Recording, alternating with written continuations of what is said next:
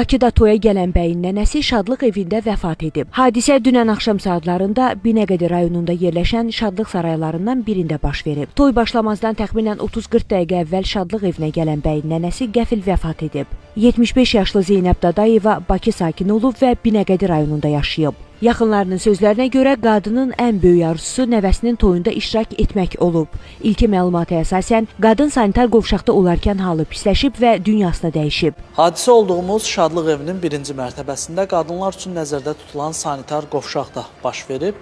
Əldə etdiyimiz məlumata görə vəfat edən 75 yaşlı qadın toy başlamazdan təxminən bir neçə dəqiqə əvvəl bura gəlib və gəldikdən 5 dəqiqə sonra dünyasını dəyişib.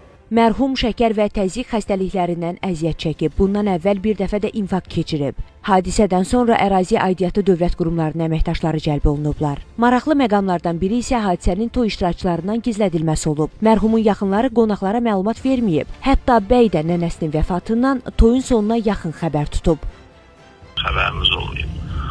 Biz gəldik toya, girdik içəri. Toy gedə-gedə məlumatım oldu ki, 6'da olub, 6'ya qalmış olub, keçirib. Aşağıda olub elə qardiyorov tərəfdə. Girib ora. Xəstəliyi var idi, hər hansı bir xəstəliyi var idi, bəli, şəkəri idi. Bir dəfə də infarkt keçirmişdi. Hələ orada da infarkt keçirdi. Girişdə olub səhvərimləmsə, hələ orada dünyasını dəyişib. 10 idi, 11 idi. Belə ərfədə qurağıma çatdı. Gördüm qohumlardan bir neçə nəfər yoxdur. Maraqlandım, elədim, şübhə yaratdı məndə. Sonra bildim ki, vəziyyət budur. Qeyd edək ki, vəfat edən şəxsin nəşi elə hadisə yerindən birbaşa morqa aparılıb. Faktla bağlı aidiyyatı qurumlar tərəfindən